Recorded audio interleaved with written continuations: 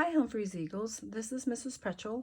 Today I'm going to be reading The Story of Ferdinand by Monroe Leaf, drawings by Robert Lawson.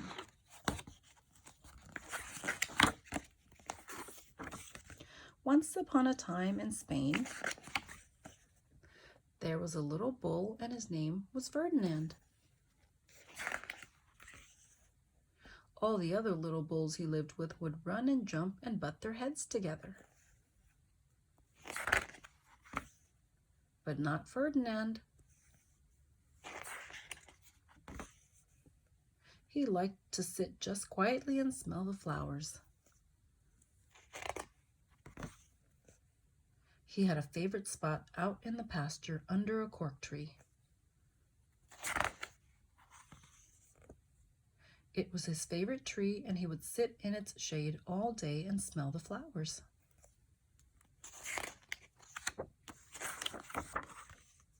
Sometimes his mother, who was a cow, would worry about him. She was afraid he would be lonesome all by himself. "Why don't you run and play with the other little bulls and skip and butt your head?" she would say. But Ferdinand would shake his head. "I like it better here, where I can sit just quietly and smell the flowers." His mother saw that he was not lonesome, and because she was an understanding mother, even though she was a cow, she let him just sit there and be happy.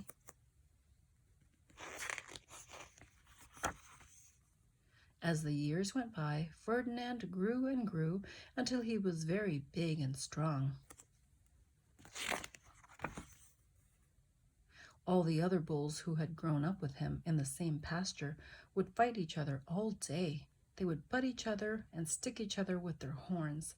What they wanted most of all was to be picked to fight at the bullfights in Madrid. But not Ferdinand. He still liked to sit just quietly under the cork tree and smell the flowers. One day, 5 men came in very funny hats to pick the biggest, fastest, roughest bull to fight in the bullfights in Madrid. All the other bulls ran around, snorting and butting, leaping and jumping, so the men would think that they were very, very strong and fierce and pick them. Ferdinand knew that they wouldn't pick him, and he didn't care, so he went out to his favorite cork tree to sit down.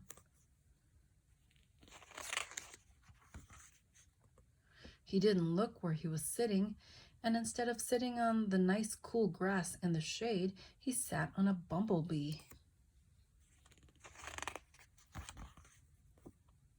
Well, if you were a bumblebee and a bull sat on you, what would you do? You would sting him, and that is just what this bee did to Ferdinand. Wow, did it hurt! Ferdinand jumped up with a snort. He ran around, puffing and snorting, butting and pawing the ground as if he were crazy.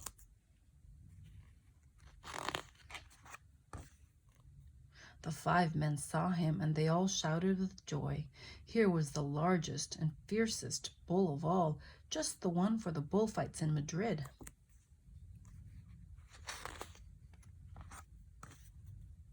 So they took him away for the bullfight day in a cart.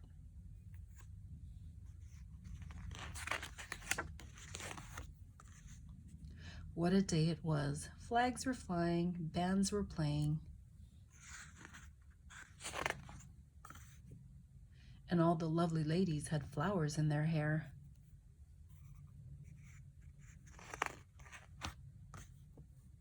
They had a parade into the bull ring. First came the banderilleros with long, sharp pins with ribbons on them to stick the bull and make him mad. Next came the picadores, who rode skinny horses, and they had long spears to stick in the bull and make him madder.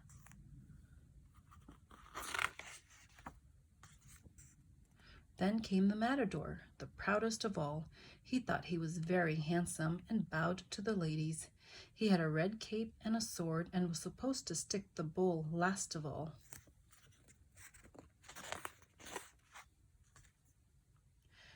Then came the bull, and you know who that was, don't you? Ferdinand.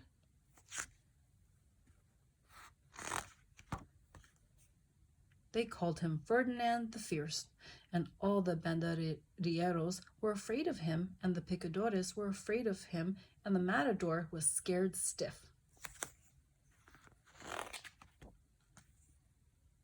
Ferdinand ran to the middle of the ring, and everyone shouted and clapped because they thought he was going to fight fiercely and butt and snort and stick his horns around.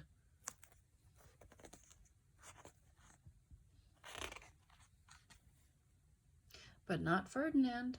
When he got to the middle of the ring, he saw the flowers in all the lovely ladies' hair, and he just sat down quietly and smelled.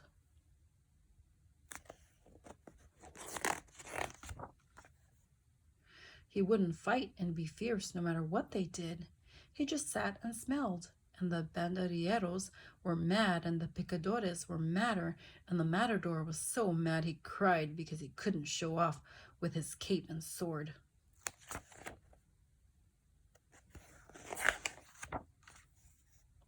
So they had to take Ferdinand home.